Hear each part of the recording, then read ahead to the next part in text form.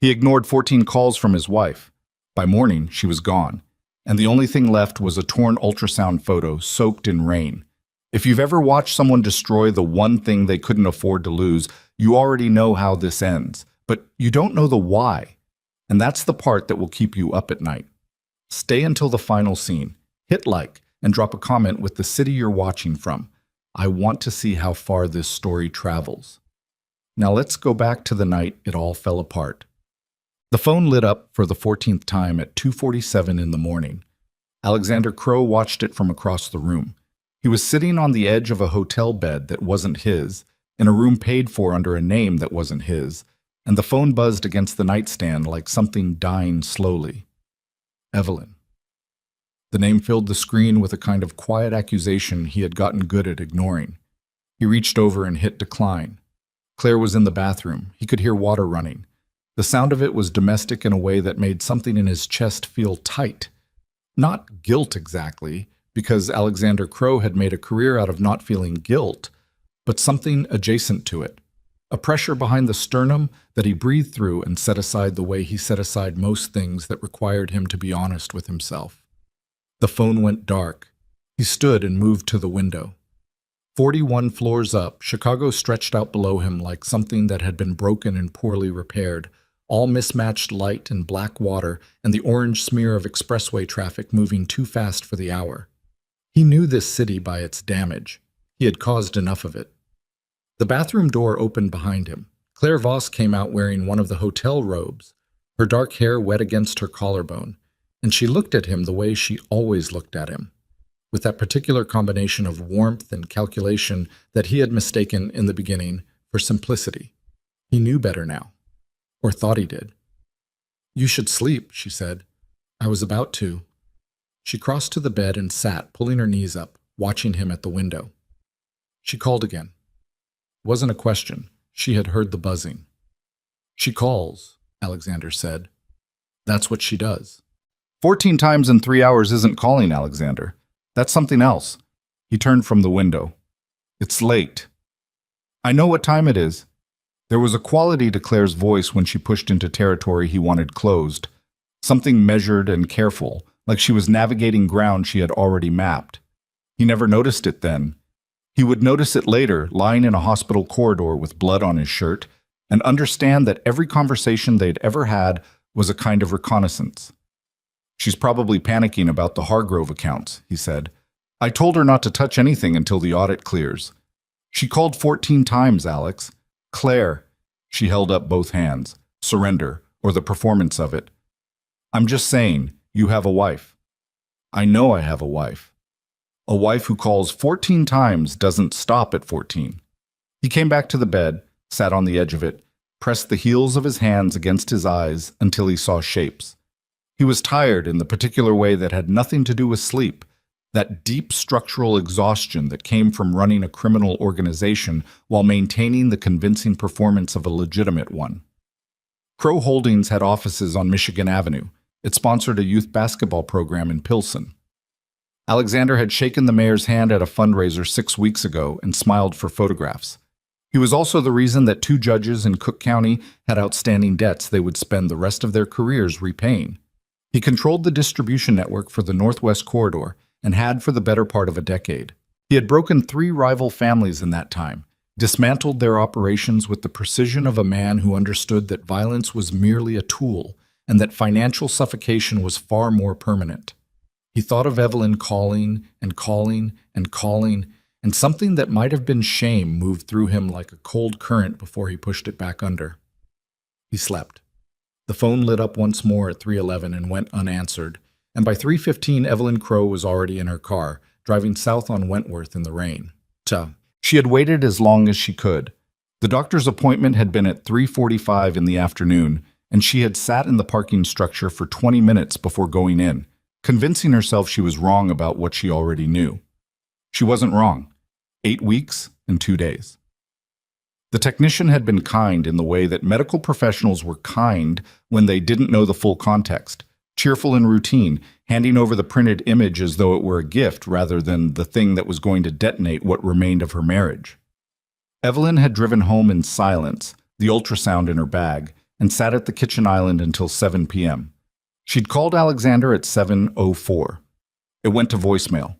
She left a message that was careful and controlled and said nothing about the real reason she needed him to come home. At 7:45, she called again. At 8:30.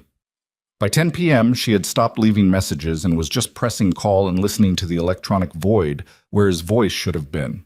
She knew about the hotel. She had known for 6 weeks, not through any dramatic discovery, no lipstick on a collar or perfume on a jacket, but through the particular quality of his absence. The way a man who is always occupied with something becomes occupied with something different. She had confirmation through a source she had never told him about, a quiet woman named Bet, who worked for a private firm and had been on Evelyn's payroll since the second year of their marriage. Because Evelyn Crow had grown up in a family where you kept exits mapped and accounts separate, and you never fully trusted anything you couldn't verify yourself. She wasn't calling to confront him about Claire. She was calling because 8 weeks was the kind of number that changed things. And she had made a decision sitting at that kitchen island, a decision she had been building toward for longer than she wanted to admit. And she wanted to tell him to his face. Not over the phone, not in a letter. She wanted to look at Alexander Crow and say, "I'm leaving you. I am carrying your child, and I am leaving you, and I need you to understand that this is not a negotiation." By midnight, she had stopped sitting and started moving, packed a bag. The important documents were already somewhere safe. She had seen to that months ago. She took the ultrasound photo from her bag and held it under the kitchen light for a long moment before sliding it into the inside pocket of her coat, close against her ribs. She called one more time at 12:41. Declined. One more at 1:09. Declined again. She stood in the kitchen of the home she had decorated and maintained and made into something livable despite the fact that it had always been more fortress than house, and she looked at the rain coming down outside the window, and she thought, enough. She got in her car at 1:23 a.m. She was going to the hotel. She was going to go up to whatever room he was in, and she was going to say what she came to say, and then she was going to leave the city for a while and figure out what a life looked like when it was actually hers. She never made it to the hotel. The rain was coming in hard off the lake by the time she turned off Wentworth. Her wipers couldn't keep up with it. The kind of March storm Chicago produced with casual cruelty, temperature dropping fast, the water turning almost to sleet at the edges. She had the heat on high, and the city outside her windows was mostly empty, just the orange of streetlights smearing in the wet and the occasional truck running through standing water. She saw the other car when it was already too late. It pulled out from a side street and positioned itself ahead of her, slowing, and for a moment she thought it was just someone with a bad sense of direction until she registered the second car in her mirrors, headlights appearing from nowhere, closing the gap fast. Her foot went to the brake without a full conscious decision, and the sedan responded sluggishly on the wet asphalt, and she understood in the same instant that this was not random, this was arranged. Someone had known she would be on this road at this hour, and the cold understanding of it hit her in the stomach like a fist. She tried to turn. The car in front stopped completely, blocking the intersection, and the one behind was already on her rear bumper, and she had maybe 2 seconds to process what was happening before the driver's door of the front vehicle opened and a figure in dark clothing stepped out holding something she couldn't make out in the rain. Evelyn did not panic.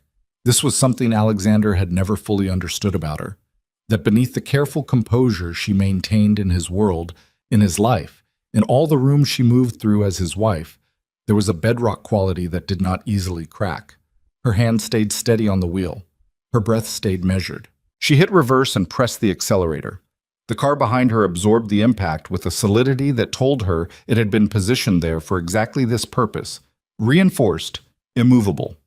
Her sedan bounced back from it, and she was already thinking through her next option, door, run, phone, when the driver's window exploded inward, and she felt something strike the side of her head, and the world went sideways in a way that was not metaphorical. She was aware of the door opening, hands, cold air replacing the warmth of the car, the rain hitting her face. She was aware of the ultrasound photo falling from her coat pocket as they pulled her out, the small white rectangle catching a streetlight for just a moment before a boot came down and tore it half, and the image of that, the torn image, specifically, was the last clear thing she registered before the black came in. Alexander woke at 6:18 to his phone ringing, and it was not Evelyn. It was Marcus Webb, who ran his ground operations and did not call before 7 unless something had gone wrong with the physical world. Alexander answered on the second ring and said nothing, just listened, because Marcus was someone who did not need prompting. "There's a situation," Marcus said. "Wentworth and 33rd. Your wife's car." Alexander was already sitting up. "What happened?" "Accident. Or it's supposed to look like one. Southside units found it at 5 a.m. Front-end damage, rear-end damage, driver's window gone. No sign of her." The room was quiet. Claire was still asleep, or performing sleep. He would think about that later. He looked at the window and the sky was that particular pre-dawn gray that Chicago wore like a bruise. "Her phone," Alexander said, "goes to voicemail. Has since about 3:30. "Any blood?" Marcus paused for exactly 1 beat. "Some. Small amount. Driver's side." Alexander stood. He was already calculating, not feeling, calculating, which was the mechanism he defaulted to in crisis because it was faster, and he had built a life around speed over sentiment. Who knew her route? Who knew she would be out at that hour? Who had access to that kind of coordinated operation on short notice? "I need the footage from the nearest cameras," he said. "Wentworth, 31st through 35th. I need it in the next 20 minutes. "Working on it." "And Marcus," he paused, "don't file anything. Not with anyone official. Nobody outside the organization hears about this before I do." "Understood." He hung up and started dressing. Claire made a sound behind him, a small, sleepy question of a sound, and he said nothing to her. He took his jacket from the chair, his phone from the nightstand, and he was at the door before he turned back. She was watching him from the bed, dark eyes open now, fully, and something about the quality of her wakefulness, the completeness of it, too immediate, no disorientation, registered in the back of his mind without yet becoming a coherent thought. "Business," he said. She nodded slowly. "Be careful." He left. In the elevator going down, he checked his phone and saw the 14 missed calls from Evelyn arranged in chronological order, starting just after 7 p.m. the previous evening and ending at 3:11 a.m. 14 calls across roughly 8 hours.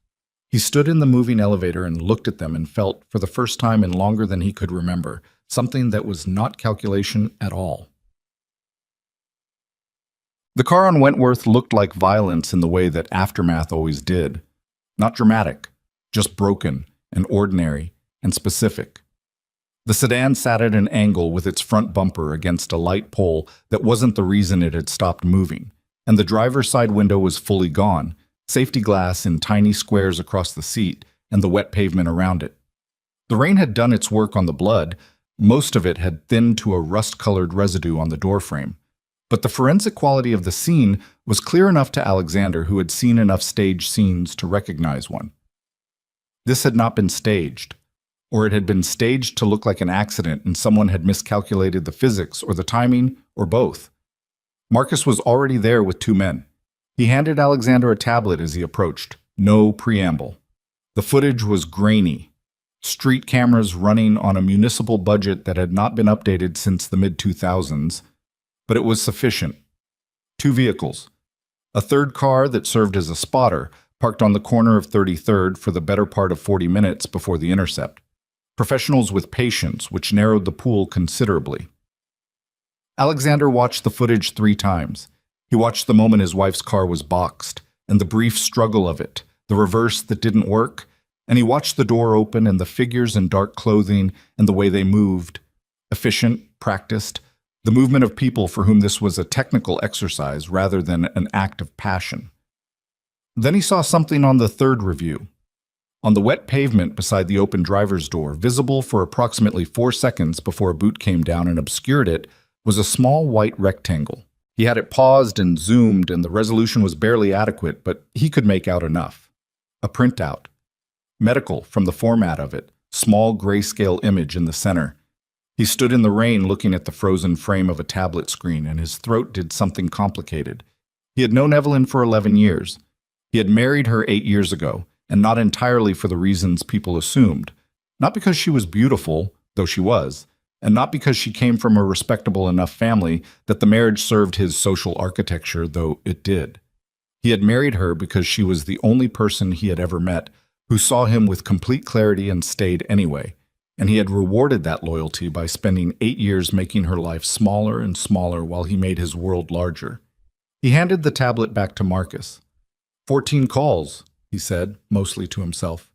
Marcus said nothing. She called me 14 times last night. Alexander turned from the car. I need a list.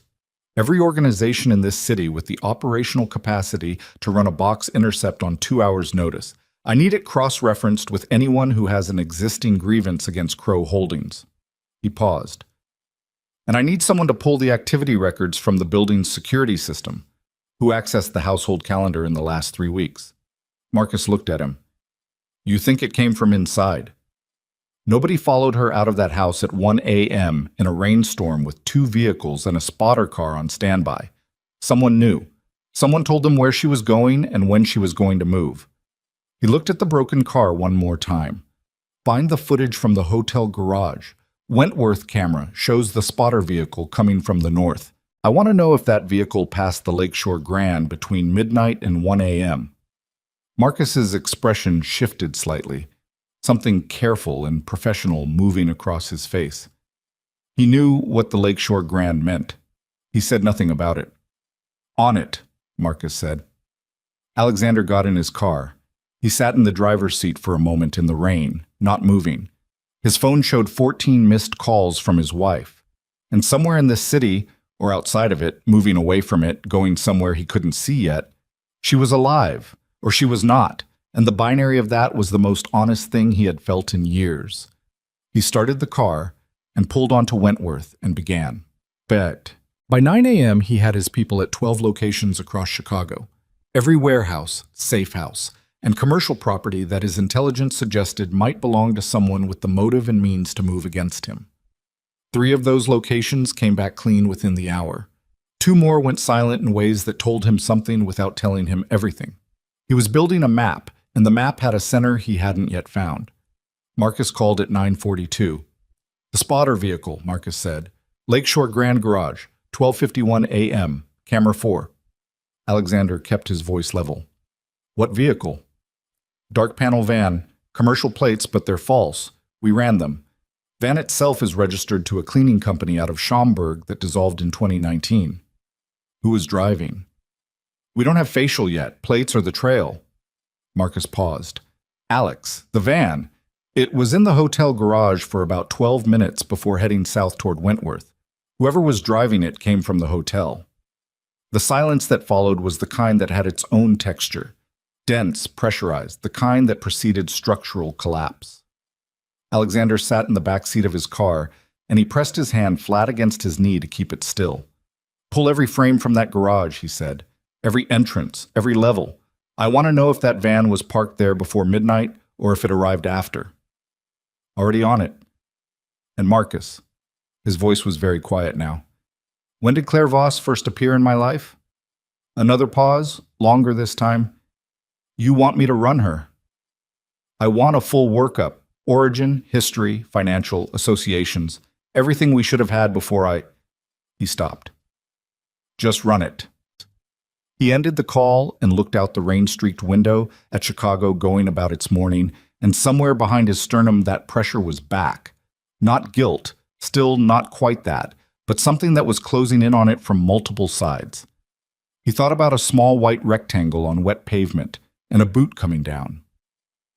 He thought about the doctor's office and the kind of appointment a woman might make at 8 weeks.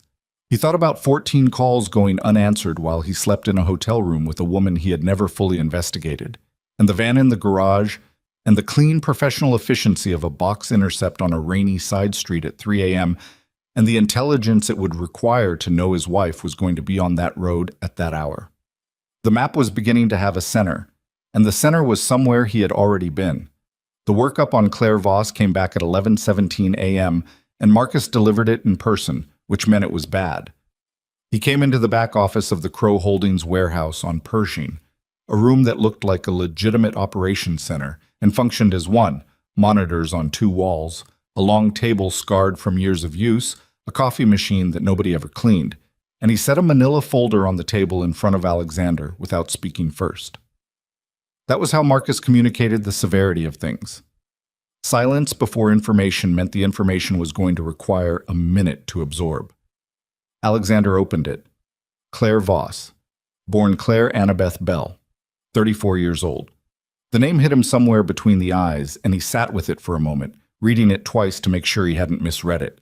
And then he put the page down flat on the table and pressed his palm against it like he was holding it in place. Bell. The Bell family had been a Chicago institution in the same way that a tumor was an institution. Rooted deep, networked through everything, impossible to remove without taking surrounding tissue with it.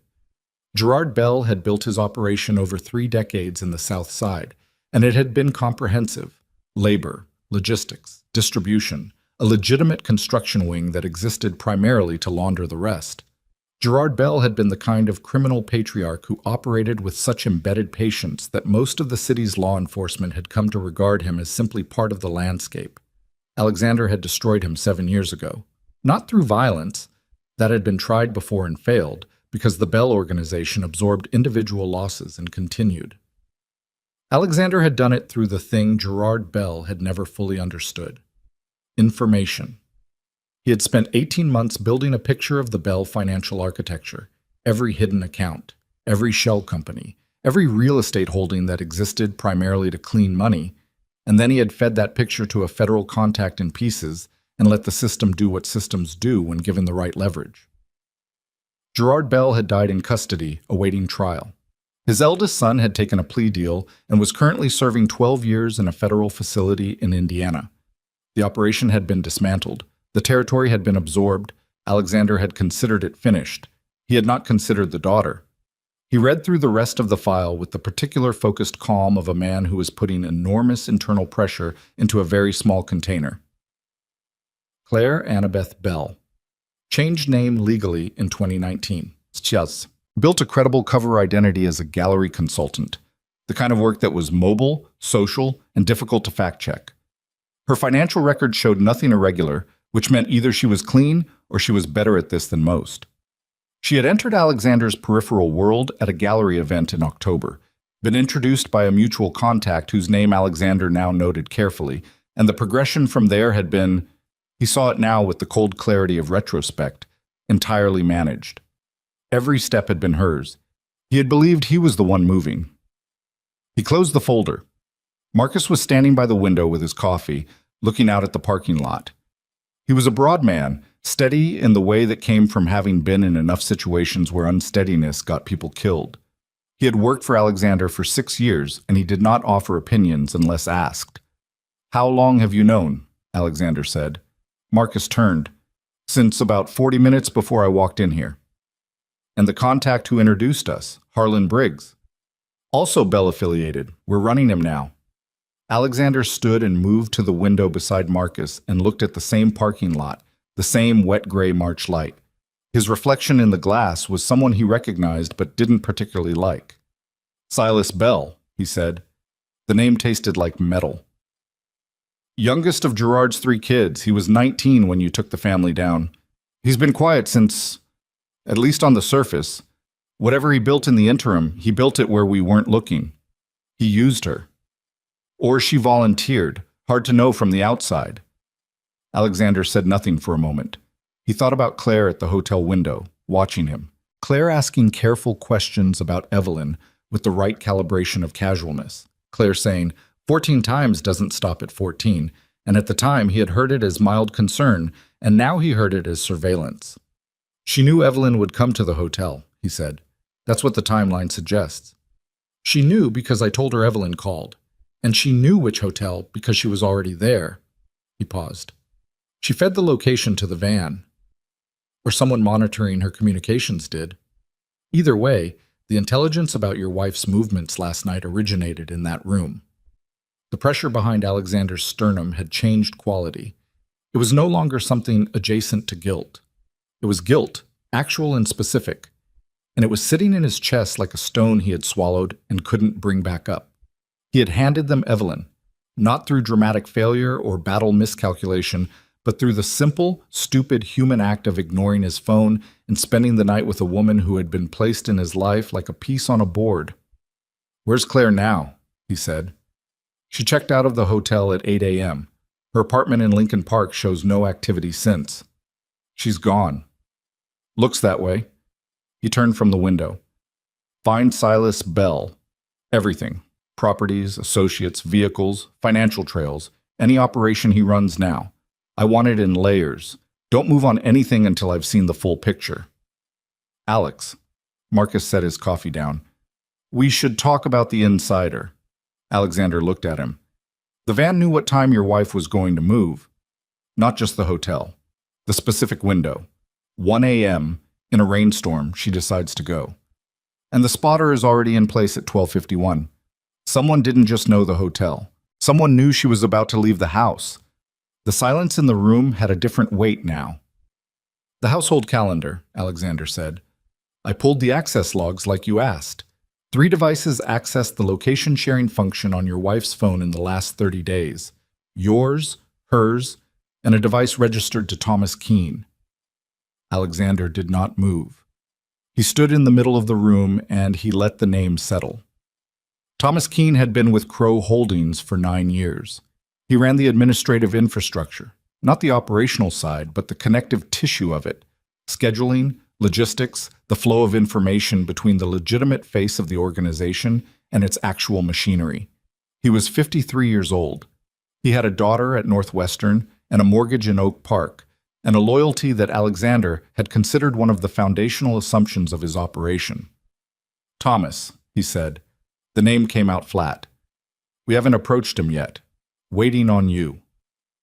Alexander moved to the table and picked up his phone. He stood there holding it for a moment, then put it back down. The action of nearly calling Thomas Keene and stopping himself was its own kind of answer. Bring him in, Alexander said, quietly. I want him in this room in 2 hours. Not his office, not a public place. Here. Marcus nodded and left without another word. Alexander sat down in the chair at the head of the table and put both hands flat on the surface and looked at the wall of monitors, most of which were showing feeds from various Crow Holdings properties across the city. In one quadrant, a street camera showed the intersection on Wentworth where the car still sat, now marked with evidence tape, a figure in a city worker's jacket moving around it. He watched the figure for a while without seeing it. He thought about Evelyn driving south through the rain at 1 a.m., 14 calls into a silence that should have been a phone picked up and a conversation had and perhaps the beginning of something honest. And instead she had driven into a box and disappeared. And the only artifact of that disappearance was a torn ultrasound photo on wet pavement that he had seen for 4 seconds on a degraded camera feed. He was beginning to understand what she had been calling to tell him. Thomas Keene arrived at 1:40 p.m. looking like a man who had been told and only that his presence was requested and had not yet been told why, which was precisely the state Alexander wanted him in. He came into the back office with his coat still on and his hands slightly ahead of his body, an unconscious gesture of openness or the conscious performance of one. And he looked around the room and found Alexander at the table and Marcus standing to the left of the door, and something in his face shifted. Not guilt. Not immediately. Something more like the shifting of someone who has been keeping a weight balanced and feels the balance beginning to go. Sit down, Thomas, Alexander said.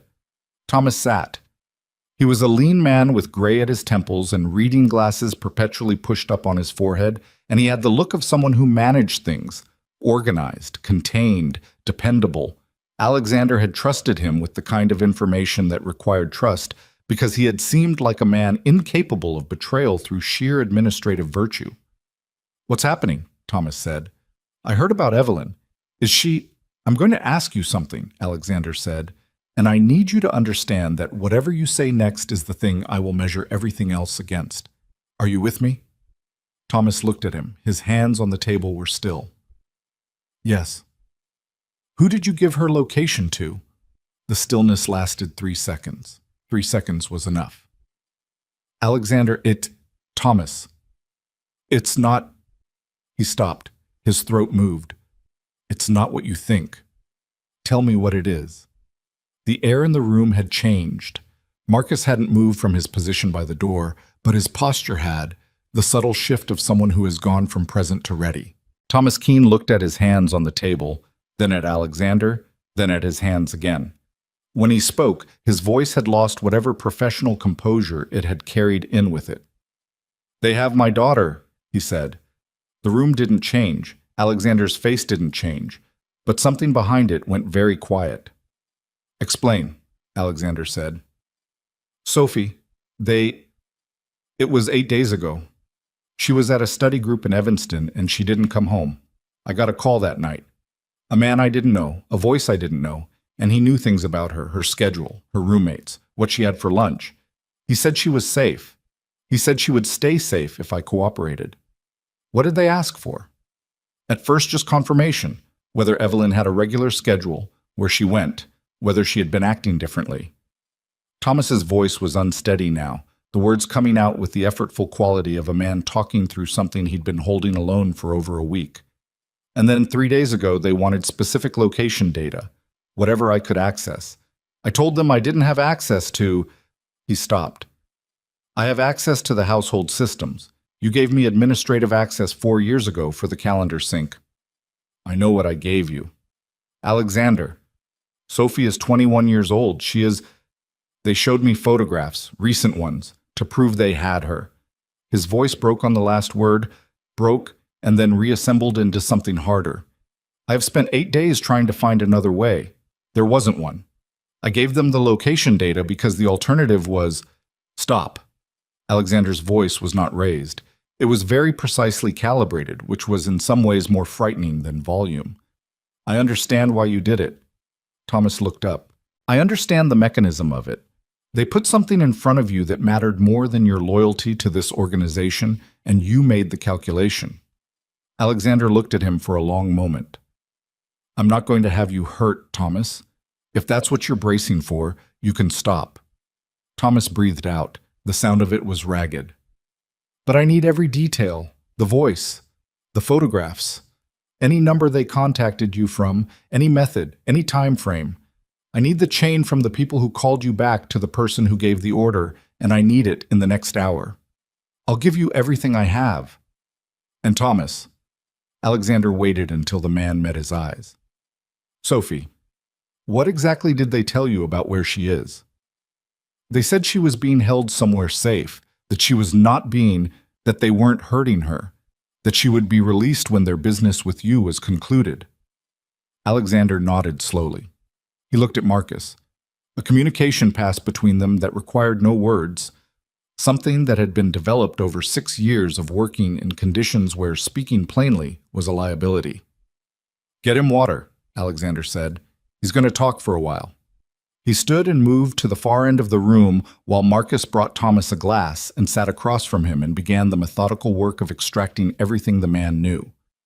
Alexander stood at the window again, his back to both of them, and looked at the parking lot and the gray sky beyond it.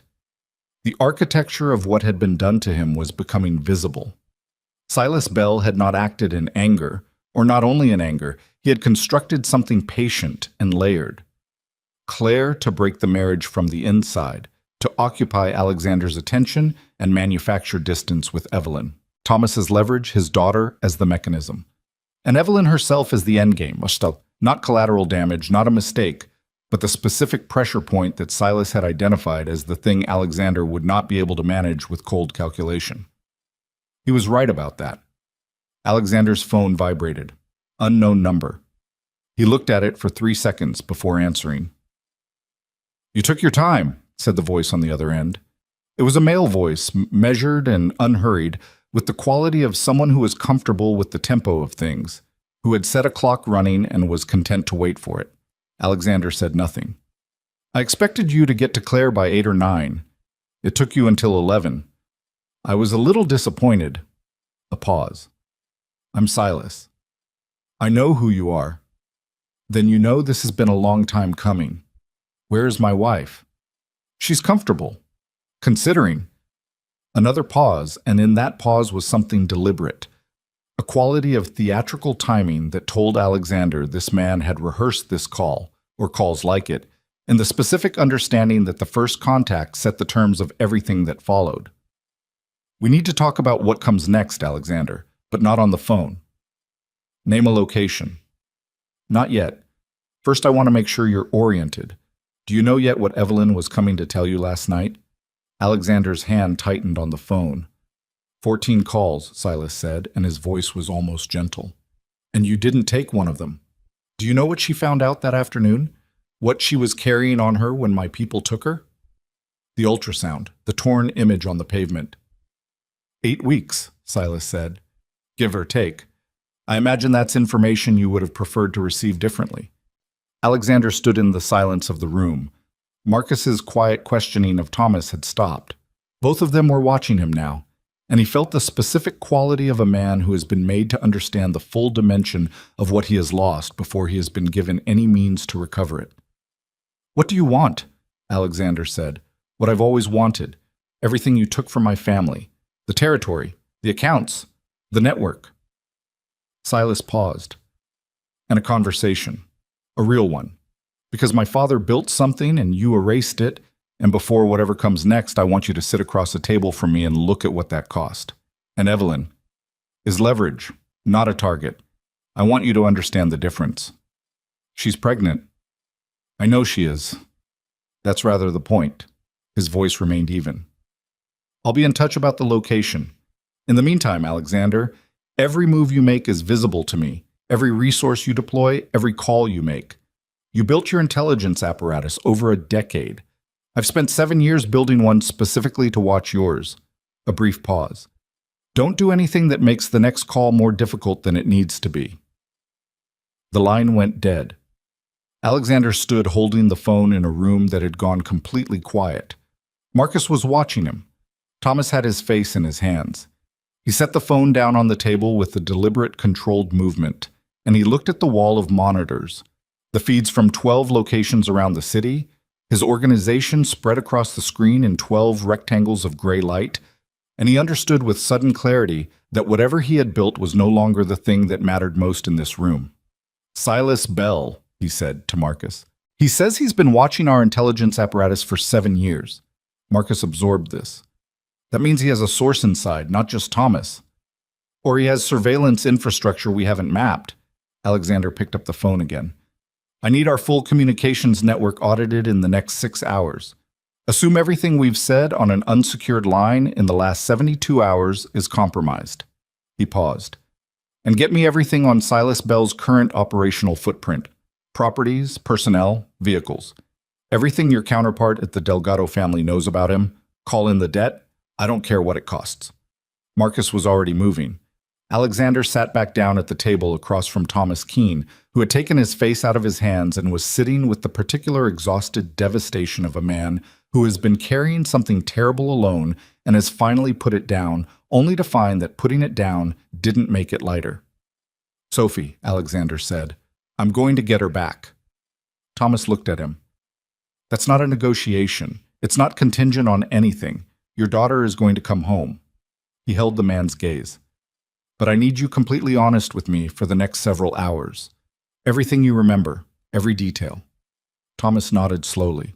Everything, he said. Outside, the rain had not stopped. Chicago sat under its gray March sky and moved around them, indifferent. And somewhere in the city, or beyond it, in some location Alexander couldn't yet see, Evelyn was alive and 8 weeks along and waiting for something to come through the door. And Alexander Crow was sitting at a table in a warehouse on Pershing with the first honest feeling he'd had in years burning a hole through the center of his chest, understanding for the first time that the 14 calls he had ignored were not the beginning of his failure. They were just the moment it became impossible to pretend otherwise. His phone lit up again. This time it was a number he recognized, one of his street-level contacts on the far south side. And when he answered, the voice on the other end gave him an address in a single sentence and then disconnected. The address was in Calumet City, a riverside property registered to a logistics company that Marcus's team, running parallel searches, had flagged 20 minutes ago as a possible Bell-affiliated holding. Alexander stared at the address on his screen. It was either where Silas was keeping Evelyn, or it was where Silas wanted him to think Evelyn was being kept. And the difference between those two things was the difference between a rescue and a trap. Alexander set the phone face down on the table and did not move for 10 seconds. 10 seconds was long enough to know the difference between a reaction and a decision. Marcus, he said, Marcus appeared in the doorway. The Calumet City address. Who flagged it? Reyes, Southside contact. He said a Bell-affiliated driver ran a supply route through there twice in the last week. Reyes has been on our payroll for how long? Marcus understood the question immediately. 4 years. Clean record. But Silas just told me his intelligence operation has been watching ours for 7 years. Alexander looked at the phone. 4 years is inside that window. The silence between them was the kind that made decisions. You think the address is a lure, Marcus said. I think Silas Bell is a man who plans in layers and has had 7 years to build those layers, and I think he just called me personally to tell me not to move, which means he expected me to move, and he wanted me moving in a specific direction. Alexander stood. I'm not sending anyone to Calumet City. Not yet. Pull Reyes in for a conversation. Quiet. No indication he's compromised. Just a routine check-in. And if he is compromised, then we learn more from his reaction than from anything he tells us. Alexander picked up his jacket. The real location is somewhere Silas feels secure. Somewhere with exit routes and structural advantage and enough isolation that a rescue operation becomes a problem of geometry. He paused. He mentioned a riverside property in his call. He didn't say it directly, but he said before whatever comes next, which means he's already chosen the ground. He wants me to find it on his terms. So we find it on ours. We find it through the one thread he doesn't know we have. Alexander looked at Thomas Keene, who had been sitting in silence absorbing all of this with the hollowed-out focus of a man operating on pure necessity. Thomas, the photographs they sent you of Sophie, were they digital or printed? Thomas blinked. Digital. Sent to a number I didn't recognize. What was she wearing in them?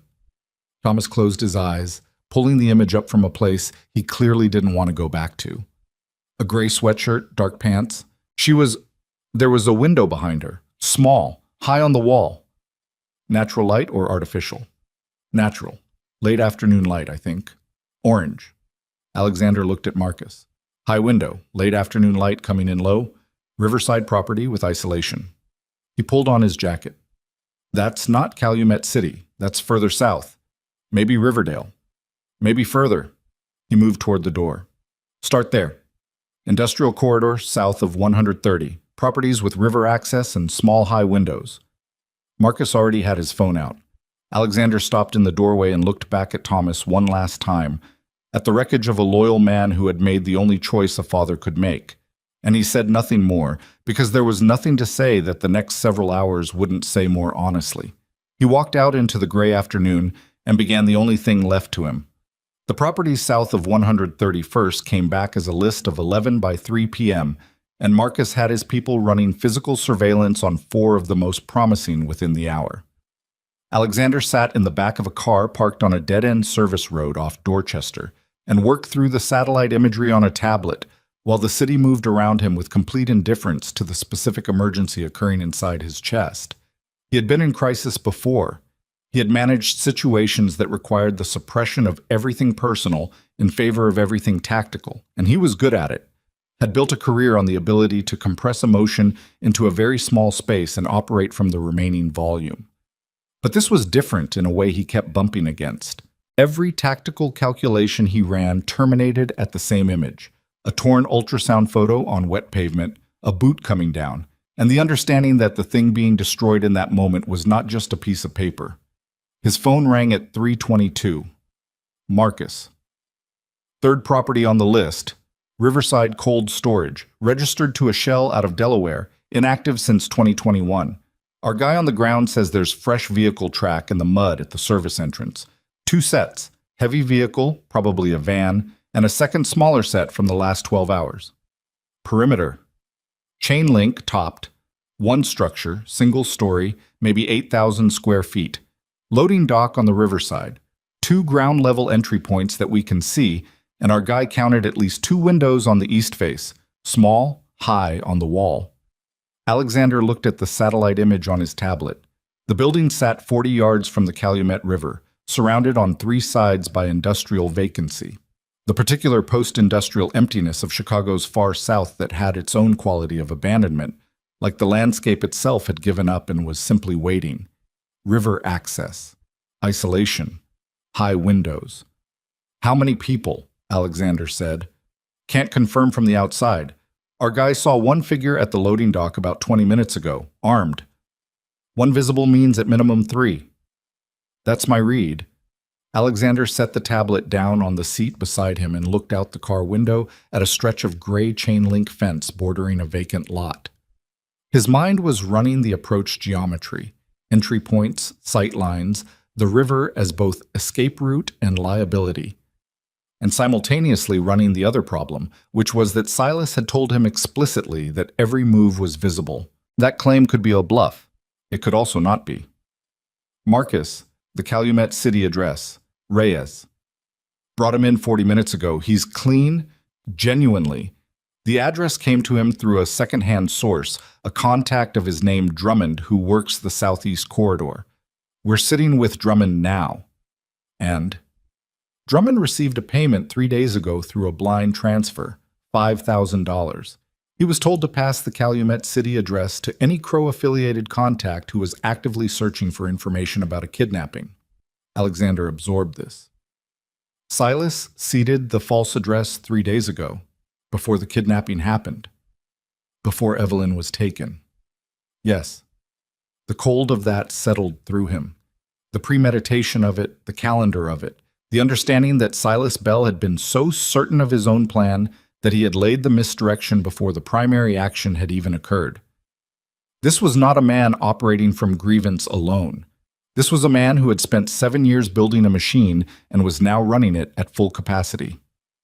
Riverside Cold Storage, Alexander said. That's the real location. I believe so.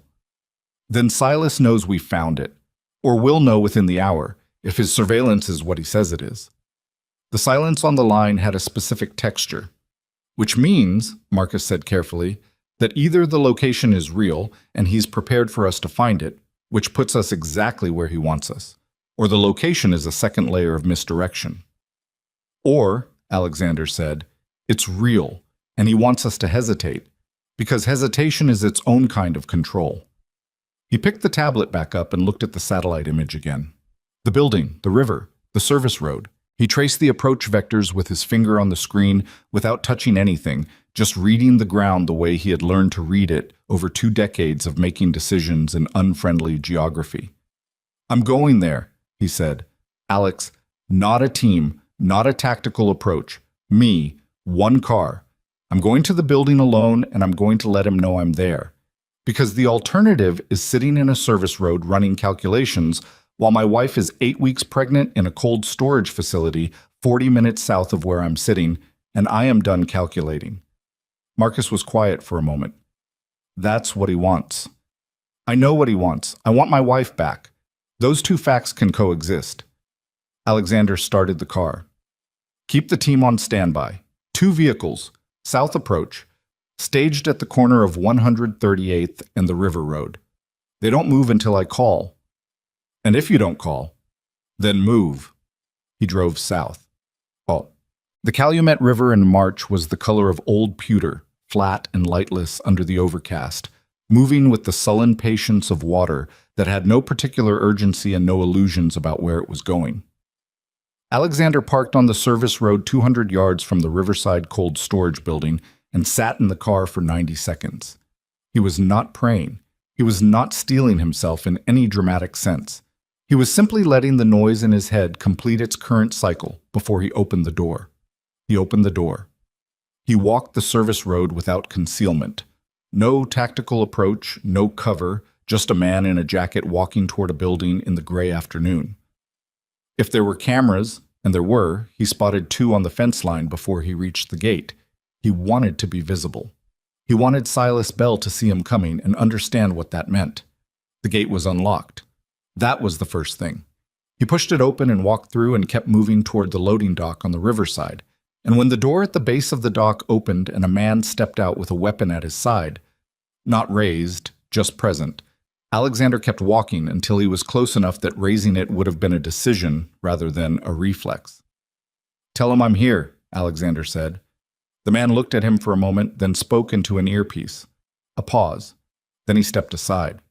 Alexander went in. The interior of the building was larger than the exterior suggested, the particular spatial deception of industrial architecture, where the ceiling height and the absence of internal walls created a volume that felt closer to aircraft hangar than storage facility. The floor was concrete, stained with the ghosts of decades of whatever the building had previously held. Fluorescent work lights had been rigged along the ceiling, casting everything in that particular flat institutional brightness that made shadows vanish and left nowhere to look that wasn't fully illuminated. Silas Bell was standing at a folding table near the center of the space with a coffee cup and the unhurried posture of a man in his own living room. He was younger than Alexander had expected, 31, 32 at most, with the lean build of someone who had spent years in physical discipline and the particular stillness of someone who had also spent years learning to be patient. He had Gerard Bell's jaw and something around the eyes that was harder to name, a quality of having looked at things clearly for a long time without flinching.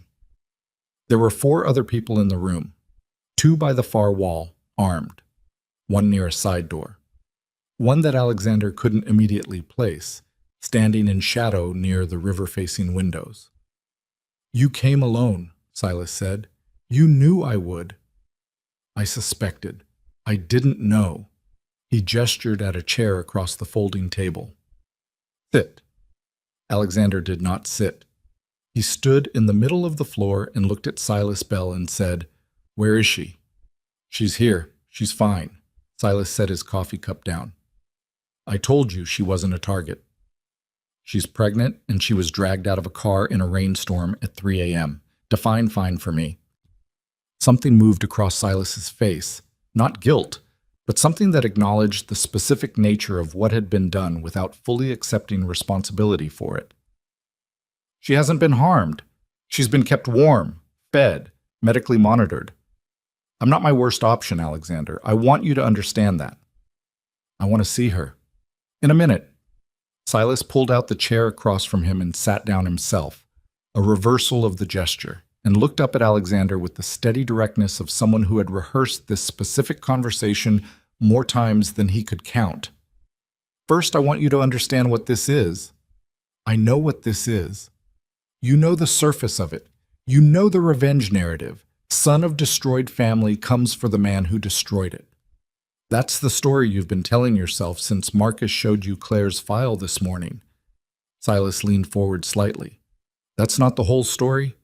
Alexander said nothing. "My father was not a good man. I want to be clear about that because I'm not here to rehabilitate his memory. Gerard Bell was brutal in ways that I spent my adolescence trying to understand and eventually stopped trying to justify." Silas's voice remained level. "But he built something. He built it over 30 years from nothing, and what you did, the way you did it, wasn't justice. It wasn't law enforcement. It was acquisition. You fed information to a federal contact because it was efficient, and you absorbed the territory because it was available, and my father died in custody because you needed him out of the way." "Your father killed 4 people that I know of personally," Alexander said. "Probably more that I don't." "And how many have you killed?" The question landed in the space between them and sat there. Alexander did not answer because the honest answer was a number he had never written down. "I'm not asking for an apology," Silas said. "I'm not asking for acknowledgement of moral debt. I'm asking for what you took, the territory, the financial architecture you absorbed, and I'm asking you to sit across from me and understand that there are consequences to the things men like us do, and sometimes those consequences arrive later than we expect." "Using my wife as leverage to deliver that message," Alexander said, "is the act of someone who wants to be taken seriously and doesn't trust that the message alone is enough." Silas held his gaze. "Yes," he said simply, "that's accurate." "Where is she?" Silas stood and moved toward the side door, and Alexander followed him through a corridor and into a smaller room. What had been an office once, still with the ghost of a desk outline on the floor, and Evelyn was there. She was sitting in a chair with a blanket over her shoulders and her hands free, and her face carrying the specific expression of a woman who had been frightened and then had compressed that fright into something functional and was now operating from that compressed place. There was a cut above her left temple, small, from the window glass in the car. Otherwise, she appeared physically intact. She looked at Alexander, and the quality of that look contained a full conversation that neither of them was going to have in this room. "Are you hurt?" he said. "I'm all right."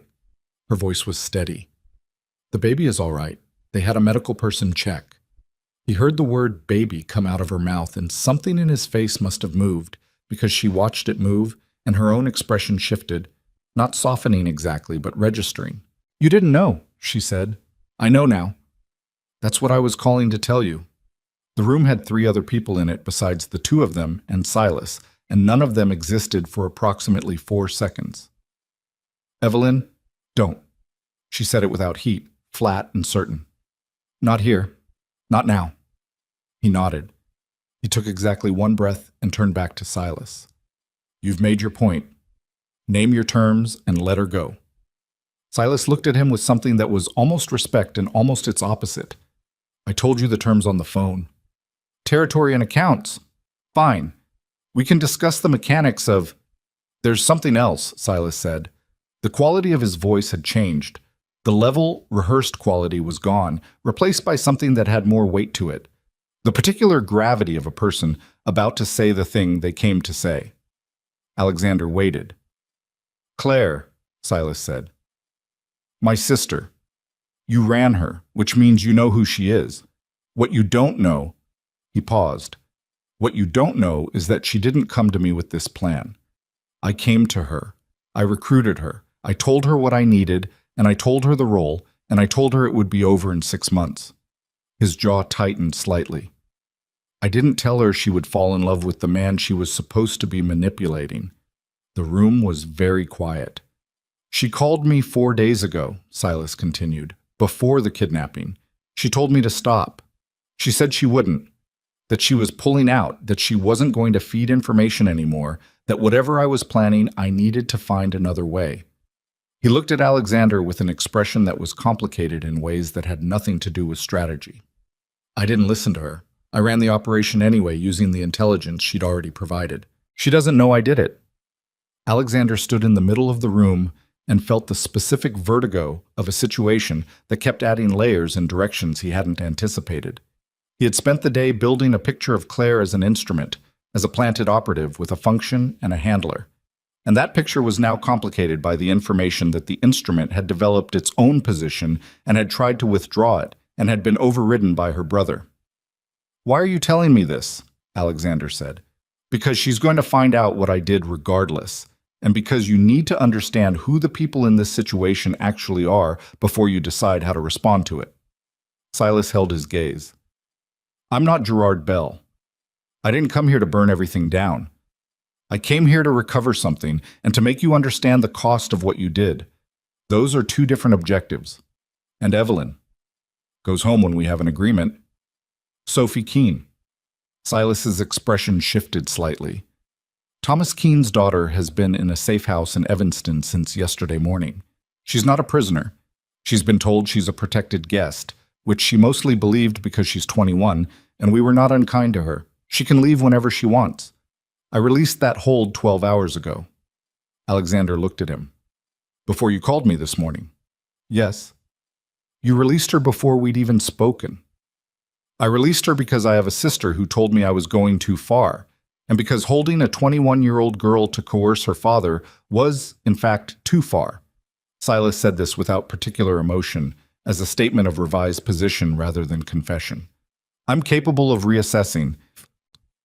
Alexander turned and looked at Evelyn, who was watching this exchange with the focused attention of someone cataloging every detail for future reference. Her hands were folded over the blanket in her lap, and she was very still. Then his phone vibrated. He looked at the screen. Marcus. He answered. Talk, he said. Marcus's voice was tight in a way Alexander had heard perhaps twice in 6 years. We have a problem, a significant one. Tell me. The communications audit, the one I ordered this afternoon on our network. A pause. Alex, the breach isn't recent. The surveillance Silas Bell described, someone watching our intelligence apparatus for 7 years. We found the access point. Alexander waited. It's not an external plant. It's not a Bell operative inside our organization. Marcus stopped, and the stop had its own particular weight. The access logs trace back to a workstation registered to Crow Holdings' executive infrastructure, specifically the secondary administrative account attached to the co-founder authorization. The co-founder authorization had exactly two names on it. One was Alexander Crow. "Marcus," he said carefully. "Say the name." "Daniel Reeve," Marcus said. "Your partner of 11 years has been running a parallel intelligence feed to Silas Bell's organization since the month after you destroyed the Bell family. He's been the source. Every operational detail, every financial structure, every vulnerability in your network, it's all gone through Reeve." Alexander stood in a cold storage building on the Calumet River with his kidnapped pregnant wife 6 feet away, and the man who had kidnapped her standing 4 feet to his left, and he felt the floor of his understanding of the last 11 years simply drop away beneath him.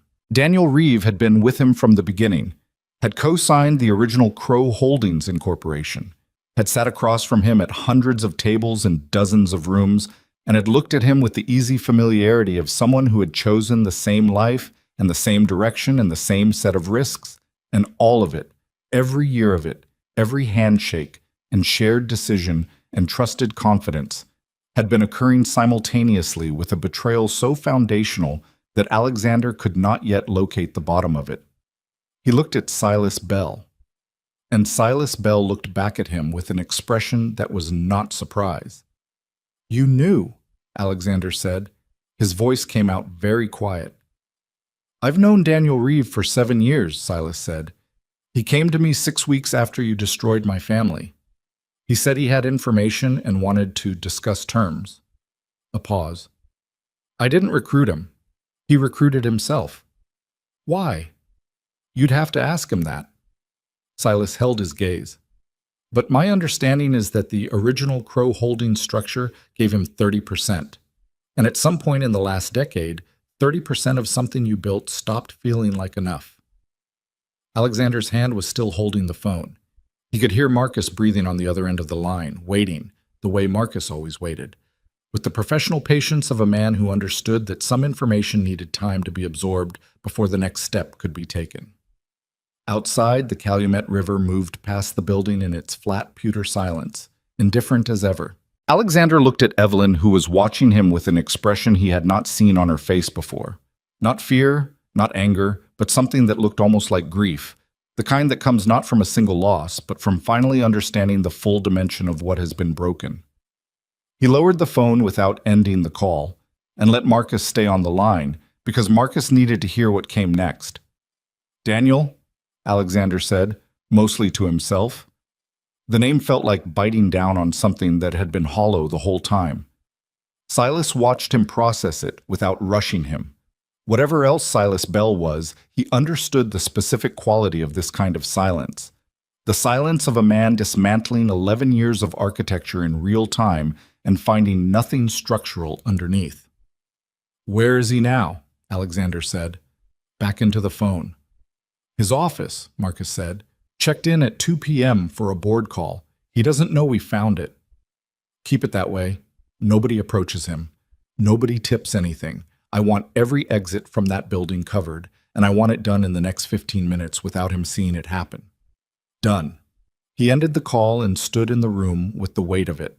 Silas across from him, Evelyn behind him, 4 armed men in the adjacent space, and now Daniel Reeve sitting in a Michigan Avenue office, 11 years deep into a betrayal that had just become the load-bearing fact of Alexander's entire adult life. He turned to Silas. "I'm going to ask you one thing," Alexander said, "and I need a straight answer." Silas nodded. "Did Reeve know about Evelyn? Did he know what you were going to do to her?" Silas was quiet for 2 seconds. 2 seconds was enough. "He provided her schedule," Silas said. "He knew the operation involved leverage. Whether he understood the specific nature of that leverage," he paused. "He knew enough." Alexander breathed in through his nose and out through his mouth and did not move for a long moment. Then he looked at Evelyn, really looked at her, the way he had stopped letting himself look at her somewhere in the last several years. And he said, "I'm going to get you out of here, tonight." She held his gaze. "And then what?" It was the most honest question anyone had asked him in years. and it deserved an honest answer. And the honest answer was that he did not yet know that the man who had walked into this building was not the same man who was going to walk out of it, and whatever came after required him to first go find Daniel Reeve and look at the face of the person who had been sitting across from him for 11 years wearing loyalty like a coat over something else entirely. "I don't know yet," he said, "but I'm done making decisions that bring us to rooms like this one." Evelyn said nothing, but she didn't look away. Alexander turned back to Silas Bell and said, "We're not finished, but we're going to finish this differently than you planned." Silas Bell looked at Alexander for a long moment after he said it. "We're going to finish this differently than you planned." And whatever Silas was looking for in Alexander's face, he apparently found enough of it to make a decision, because he turned and said something to the man by the side door in a low voice, and the man left without a word. "I'll have someone drive her," Silas said. "Safe house on the north side, neutral ground, medical on site. She stays there until we've concluded what needs to be concluded." "She goes to a location of my choosing," Alexander said. "Alexander," Evelyn's voice from behind him was flat and precise. "I'll decide where I go." Both men looked at her. She was standing now, the blanket dropped over the chair, and she had the particular quality of someone who had been sitting in enforced passivity for the better part of a day and was done with it. "I have a doctor," she said. "I have a number to call. I need a phone and a car, and I don't need either of you to manage the next part." She looked at Silas. "I assume you're not going to stop me from leaving?" "No," Silas said. "That was never the point." "Good." She looked at Alexander last. The look was not warm, and it was not cold. It was the look of a woman who was holding an enormous number of things in careful suspension and had made a decision to hold them there until she was somewhere she could put them down safely. "I'll call you when I'm ready." She walked out. Alexander watched the door close behind her and stood for a moment in the particular silence that followed Evelyn making a unilateral decision, which was a silence he recognized and had never fully learned to navigate. Then he turned to Silas and said, "I have to deal with Reeve tonight." "I know." After that we talk terms, real terms, not phone terms. Alexander held his gaze. "And Silas, Claire, whatever happened there, whatever she told you, that conversation stays between you and her. I'm not going to use it." Something moved across Silas's face that was brief and human and quickly recomposed. "All right." Alexander walked out into the gray afternoon and called Marcus before he reached the gate. Daniel Reeve's office occupied the northeast corner of the 14th floor of the Crow Holdings building on Michigan Avenue, a room that faced the lake and had floor-to-ceiling windows and the kind of deliberately understated furniture that communicated serious money to people who knew how to read it. Alexander had been in that office hundreds of times. He had sat in the chair across from that desk and discussed strategy and finance and the careful management of an organization that existed in the space between legitimate and not. And he had done all of it with a man who had been simultaneously transmitting the content of those conversations to the son of the family they had destroyed together. He thought about this in the elevator going up. The elevator opened at 6:41 p.m. The building was mostly empty. The legitimate staff had gone home. The skeleton crew that managed after-hours operations was on the lower floors. Marcus had 4 people on the exits, 2 in the lobby, 1 in the parking structure, 1 on the service entrance at the back of the building. Alexander walked down the corridor to the northeast corner office and opened the door without knocking. Daniel Reeve was at his desk with his jacket off and his sleeves rolled, working through something on his laptop with the focused, unhurried quality of a man who believed he was alone and safe. He was 54 years old, broad-shouldered, with silver hair, and the kind of face that had always communicated reliability. Steady, legible, the face of someone you would instinctively trust with a decision. Alexander had trusted it with hundreds. He looked up when the door opened, and his face did something in the first half-second that told Alexander everything the audit had already confirmed. It was not surprise, exactly. It was the face of a man who had been waiting for a specific door to open for a long time and had made his peace with the fact that eventually it would. "Alex," he said. Alexander closed the door behind him. He did not move toward the desk. He stood in the middle of the room, which was lit by the lakeside window's remaining gray light and 2 desk lamps.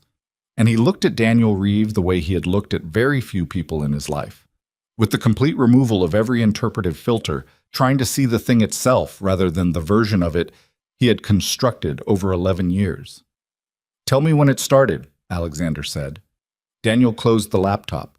He leaned back in his chair and crossed his arms over his chest and looked at Alexander with an expression that had settled into something almost like relief. The specific relief of a man who has been carrying a secret so long that exposure feels like setting down weight rather than losing ground. 6 weeks after the Bell operation, he said, Silas contacted me. He told me you contacted him. We contacted each other within about 48 hours of each other. A pause. I reached out to his organization first. He was already reaching out to mine. Alexander said nothing. I want you to understand something before you say whatever you came here to say, Daniel said. I didn't do it because of the 30%. That's what Silas thinks. It's not accurate. Then tell me what's accurate. Daniel uncrossed his arms and put his hands flat on the desk, a gesture that mirrored something Alexander had done in the warehouse on Pershing that morning. The gesture of a man pressing his palms against a surface to keep himself anchored. You know what we did to the Bell family, Daniel said. You know the full picture of it. Not the version where we fed information to a federal contact and let the law handle it. The full picture. What happened to the people in that organization who weren't Gerard Bell?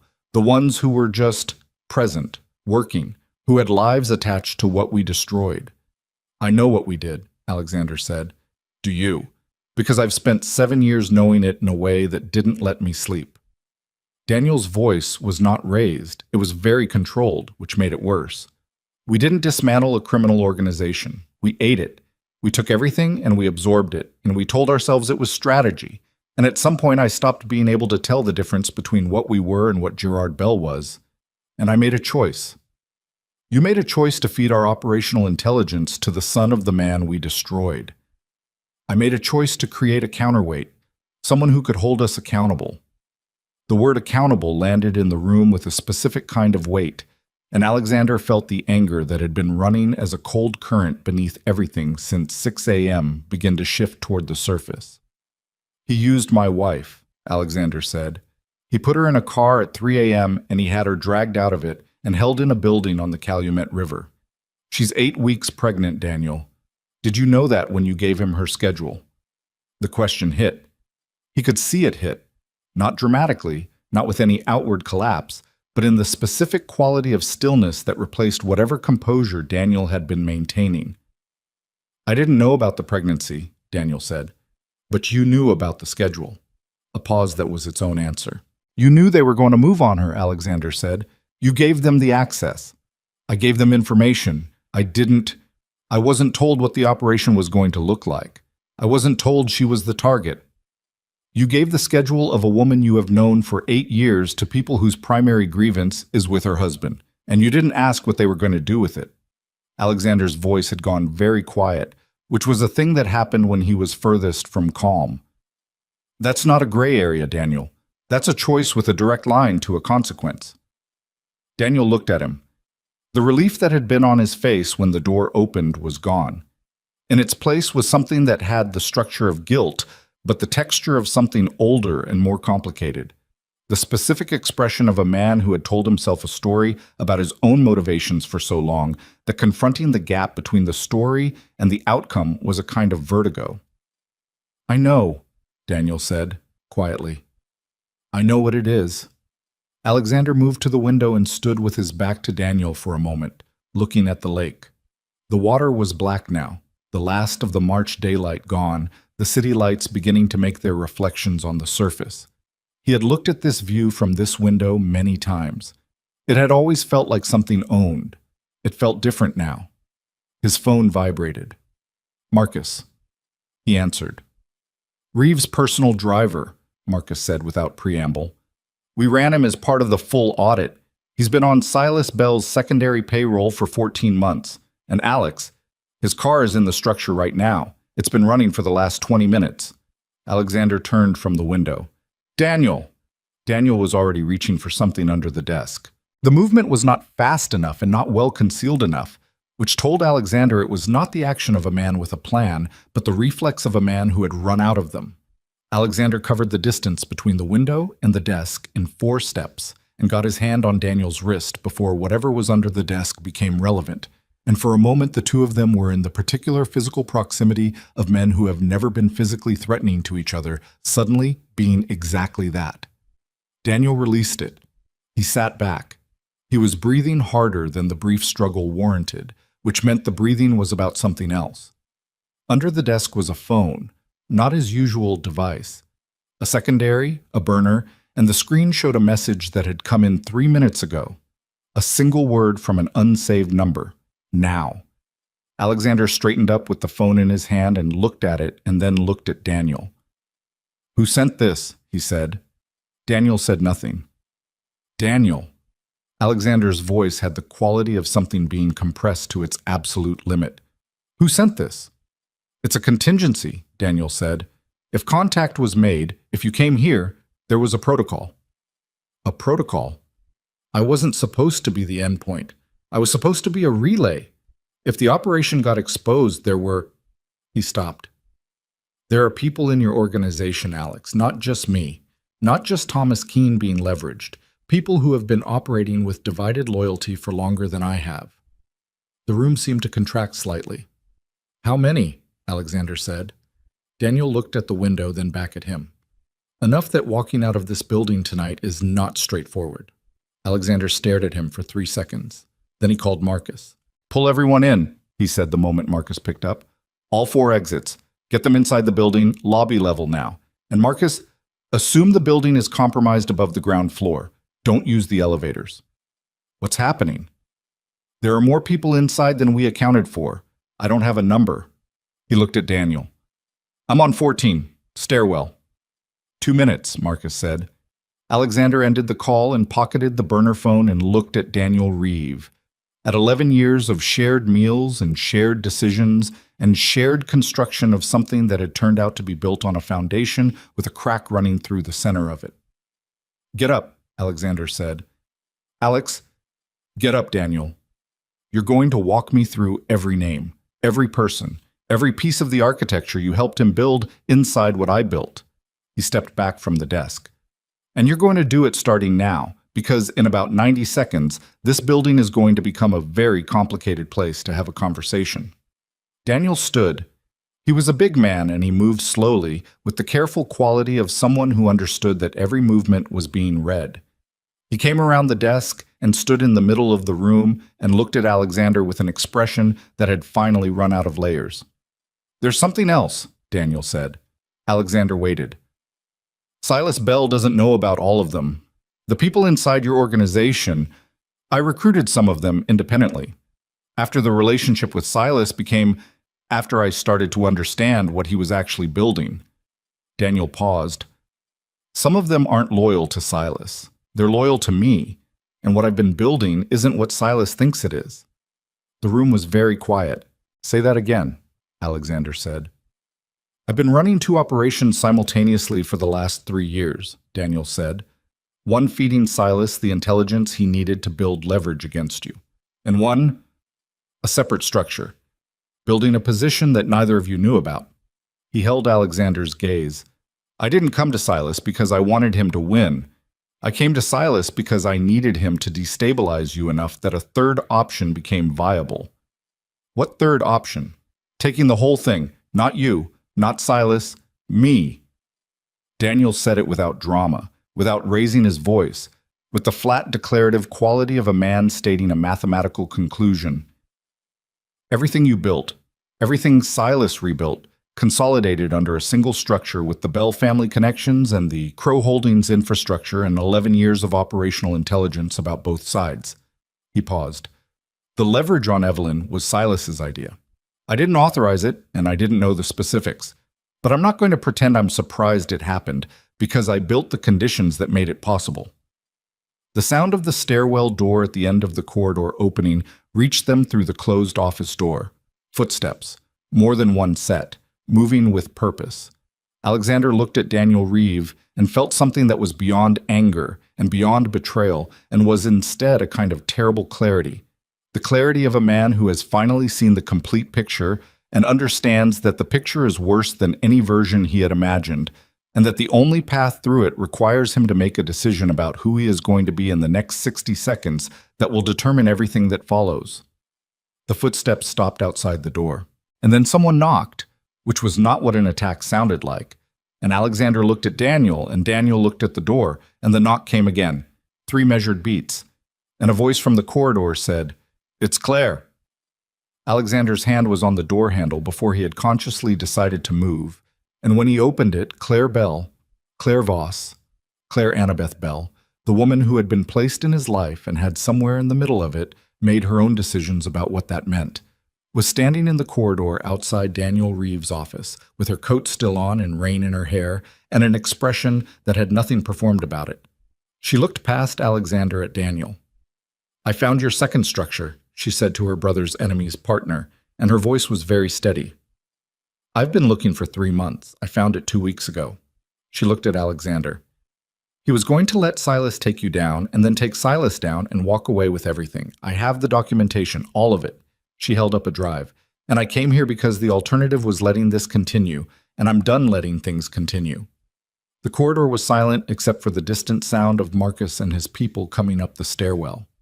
Alexander stood in the doorway between the two of them, the man who had betrayed him from the inside for 11 years, and the woman who had been sent to destroy him and had instead come back with a weapon pointed at the person who sent her, and he understood that the next thing he said was going to set the terms of everything. He took the drive from Claire's hand.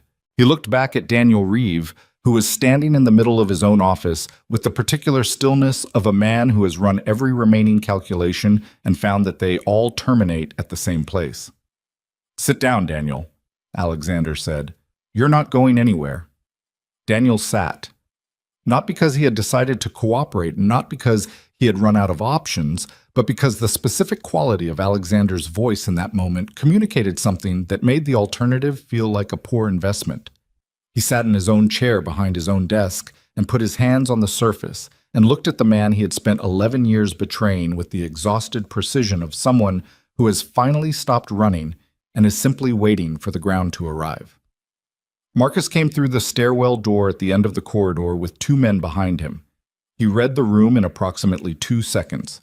Claire in the doorway, Alexander holding a drive, Daniel at the desk, and he stopped where he was and waited. "The building," Alexander said to him. "Names. Daniel is going to give us every name, every position, every piece of the secondary structure he built. Start pulling credentials and access from the top down. Nobody leaves until we've run the full list." Marcus nodded and pulled out his phone. Alexander turned to Claire. "How long have you known about the drive?" "I told you. 3 months building it, 2 weeks confirmed." She held his gaze without flinching. "I didn't come to you sooner because I didn't know if you'd believe me, or if I'd survive long enough to deliver it." "Did Silas know you were doing this?" "Silas thinks I've been in my apartment in Lincoln Park since yesterday morning." Something moved across her face that was neither guilt nor pride, but had elements of both. "He's going to be angry. He's going to be a lot of things," Alexander said. He looked at the drive in his hand.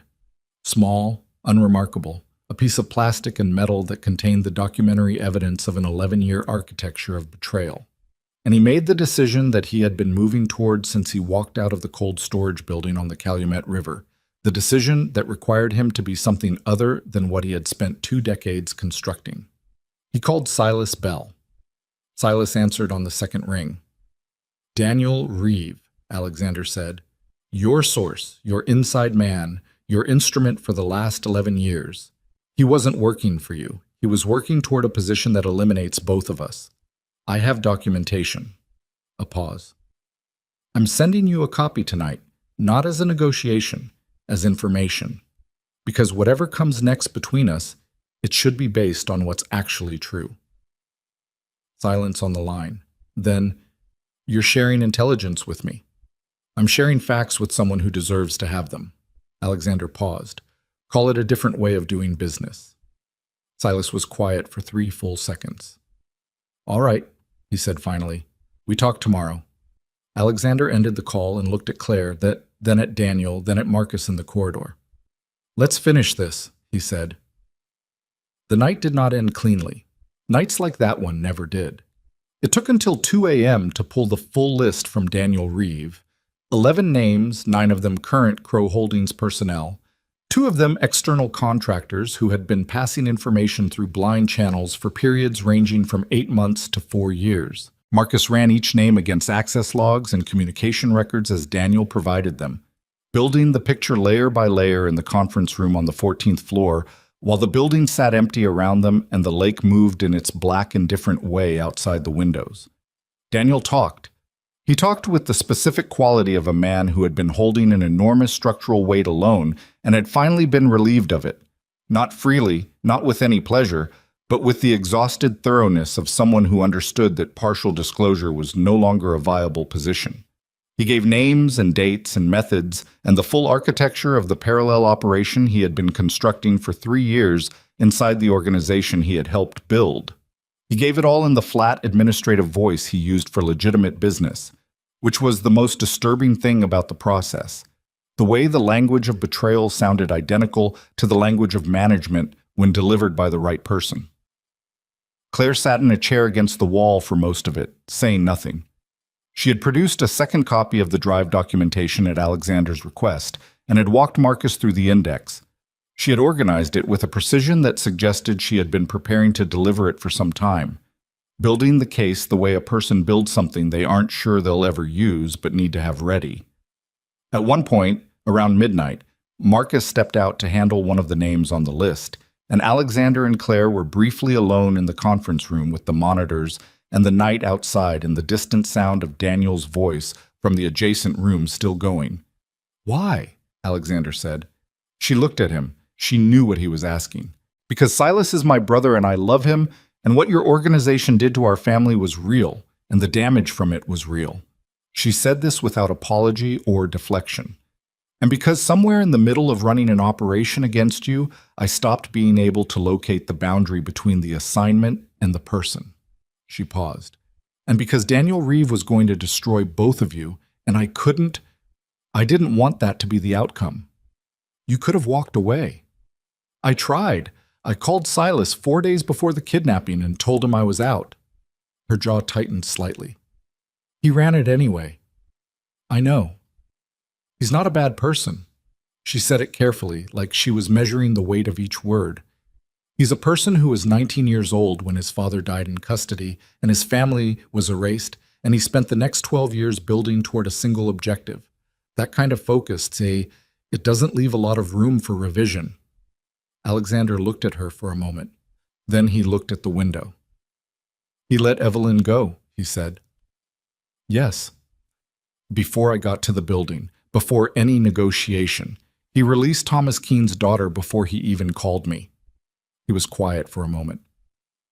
"He built the cruelest possible pressure points and then didn't fully use them." "He wanted you to understand something," Claire said, "not to break you." "There's a difference."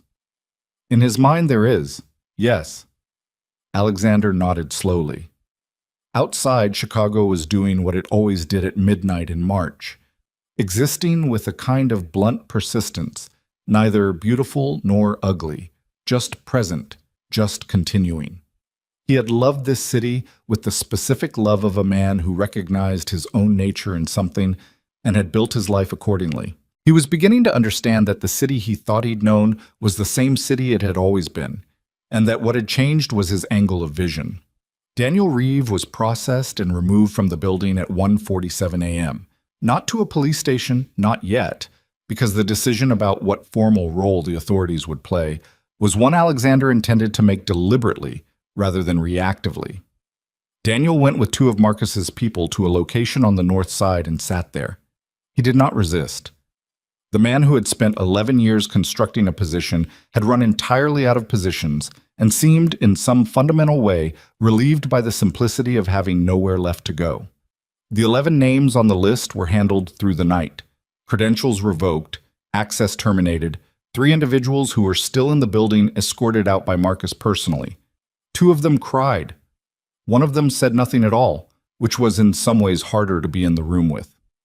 By 2 a.m., the building was clean, or as clean as it was going to be until the full audit Marcus had ordered ran its complete course over the following weeks.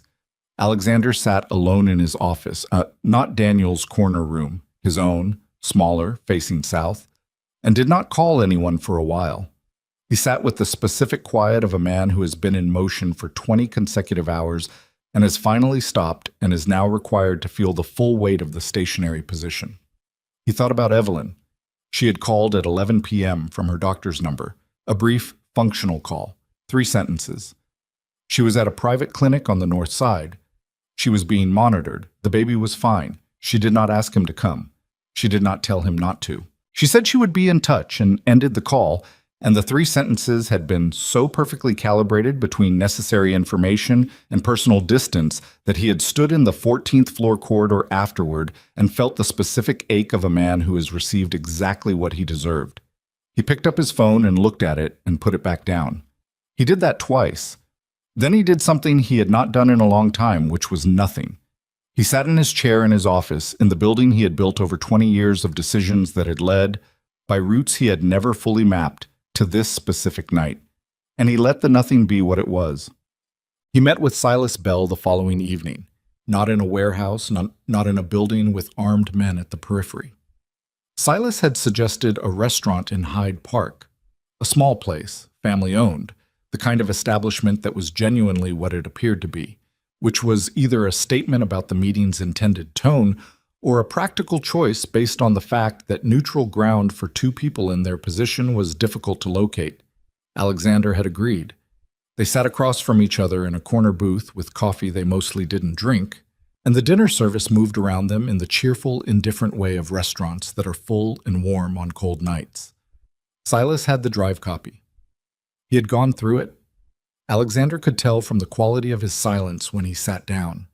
The tight, controlled quality of a man who has received information that required him to revise a significant number of assumptions about a relationship he had considered foundational. "How long did you know?" Silas said. "About Reeve." "Since yesterday afternoon." Alexander looked at him. "About the scope of what he was building, since Claire walked into that corridor." "She came to you." "She came to the building. She found me." Alexander paused. "She spent 3 months building the documentation case on her own, without telling you, without telling me. She made that decision independently." Silas looked at the table. Something moved across his face that was private enough that Alexander looked away from it. "She called me this morning," Silas said. "I know. She told me she was going to." "She told me—" He stopped, started again. "She said some things that required me to sit with them for a while." He picked up his coffee, looked at it, set it back down. "She said she's done with the operation, with the plan, with the whole structure of it. She said she's been done for months and she should have said so more clearly." A pause. "She also said that whatever happened between her and you is not something she's going to explain to me and that I need to respect that." "She's right," Alexander said. Silas looked at him. It's not anything, Silas. It was a situation that became something neither of us anticipated and then became something else. That's all I'm going to say about it." Alexander held his gaze. "What I will say is that she made choices that cost her something real, and she made them towards something she thought was right, and that matters to me independent of everything else." Silas absorbed this in silence. Then, "The territory," he said. "The Bell Network's original distribution corridor. Northwestern sector. I've had Marcus preparing a structural transfer document since this morning," Alexander said. "It's not a negotiation. It's a return. The financial piece is more complicated because of how thoroughly it was absorbed, but Marcus and whoever you designate can work through the mechanics over the next month." He paused. "That's not contingent on anything. It's not leverage. It's yours." Silas looked at him for a long moment. "Why?" "Because Daniel Reeve was right about one thing, even if everything he did about it was wrong. What we did to your family wasn't justice. It was acquisition.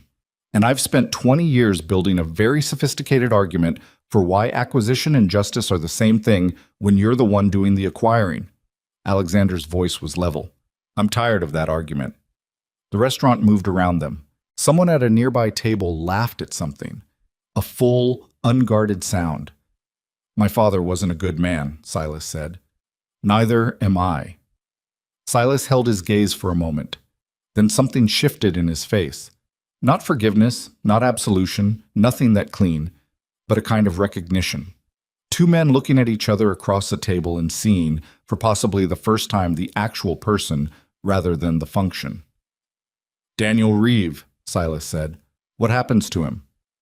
"I'm meeting with a federal contact next week, the same channel I used on your family, which is an irony I'm aware of." Alexander paused. "He'll face what he should face.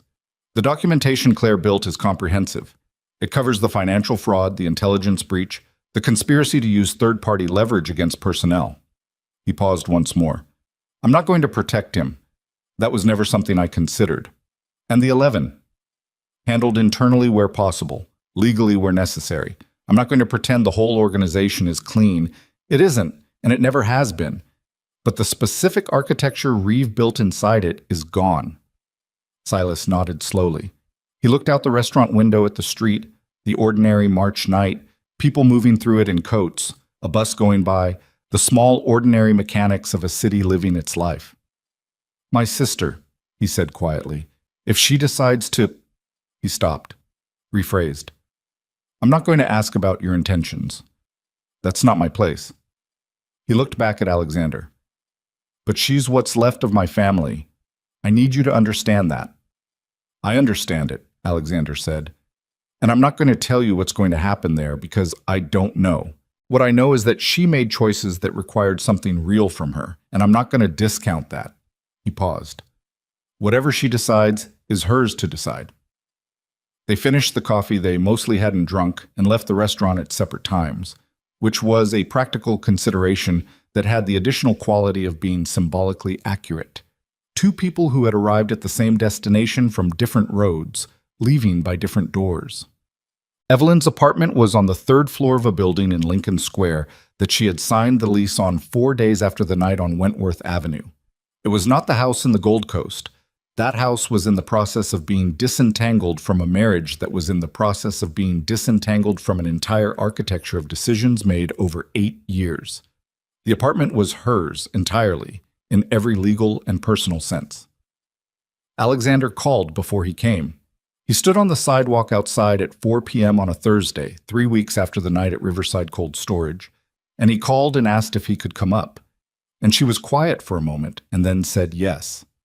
She answered the door in the specific clothes of a person who has been home all day doing something that required concentration. Loose pants, a sweater, reading glasses pushed up on her head. She looked at him with an expression that had none of the careful performance of their marriage in it, and all of the actual Evelyn, which was harder to be in the presence of and more real than anything he could remember. "Come in," she said. The apartment was still in the process of becoming itself, boxes in one corner, furniture that was clearly new and chosen for function over appearance, a bookshelf that was partially filled in a way that suggested ongoing organization. It had the quality of a space that was being built deliberately, not decorated but constructed, which was entirely characteristic of her. He sat in a chair she indicated. She sat on the couch across from him with her feet folded under her, the physical ease of someone in a space that was entirely theirs. "How are you?" he said. "Good. Better." She touched her midsection briefly, a small, unconscious gesture. 14 weeks now. Everything is on track. "I know. Dr. Peterson's office sends me the updates." He paused. "You authorize that." "You're the father," she said. Simply. "That's not a contested fact." "I wasn't sure I didn't want to assume." "Alexander." She looked at him with a directness that had always been one of the things he valued and had spent 8 years failing to honor. "I've been thinking about what I want to say to you for 3 weeks, and I've decided that most of it doesn't need to be said out loud. You know what you did. You know the specific quality of every version of it. I don't need to list it for you." "No," he said. "You don't. What I do need to say is this." She took a breath. Not a dramatic breath, just the breath of someone organizing a thought they've worked on. "I'm not coming back to the marriage. That's not a negotiation or an opening position. That's a fact. The marriage is over and has been over for longer than either of us formally acknowledged, and I need you to hold that as settled."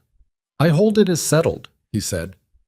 She watched him, looking for the performance of agreement versus the actual thing. He let her look.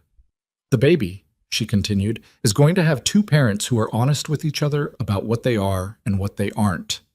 I'm not going to build something on the same foundation this, she gestured at the general space between them, was built on. She paused. I don't need you to be something you're not. I need you to be honest about what you are. With me. With this child. With yourself. I'm working on that, he said. I know you are. Marcus told me about the federal contact, about Reeve, about the restructuring. She uncurled her feet from under her and sat forward slightly. I'm not impressed by the gesture of it. I want you to know that. I've seen you make large gestures before. This isn't a gesture, he said. I'm dismantling the operational network, not all of Crow Holdings. The legitimate infrastructure is legitimate and it employs real people, and that doesn't go away. But the rest of it, the architecture underneath. He paused. It's going. It's been going since the night in that building. Why? She said. And I want the actual reason, not the version that makes you sound like you had an epiphany. What's the actual reason? He looked at her. He thought about the question, which was the right thing to do rather than answering immediately, because the right answer required some excavation. Because I looked at what it cost, he said finally. Not in the abstract. Specifically, Thomas Keene's daughter sitting in a safe house because someone used her to get to me. You in a car on Wentworth at 3 a.m. because I ignored 14 calls. Silas Bell spending 12 years building a machine out of grief because I ate his family's operation and called it strategy. He paused. The math stopped working. Every expansion of what I built required me to consume something that wasn't mine to consume, and eventually the thing being consumed was this. He gestured at the space between them the same way she had. Everything this could have been. Evelyn was quiet for a moment. That's the actual reason, she said. Not a question. That's the actual reason. She looked at him for a long time with the specific quality of attention she brought to things she was determining the truth of. He let her look and didn't try to manage what she saw. Okay, she said. Okay. You can be part of this child's life. I want that. Genuinely, not as a concession. Children need fathers who show up, and whatever else you are capable of showing up when you decide it matters. She held his gaze. Decide it matters. It matters, he said. It's the only thing that does, right now. She nodded. She got up and went to the kitchen and came back with a glass of water, which she set on the table between them with the easy domesticity of a woman in her own space. And she sat back down and looked at him with an expression that had the quality of something arrived at rather than something performed. I'm going to need time, she said, to trust anything, to let any version of this be real. She was very precise about it. I'm not asking you to wait. I'm telling you that trust has a timeline that I don't control, and you don't control, and the only thing that moves it is time and consistency and the absence of the things that broke it. I know, he said. Do you? Evelyn.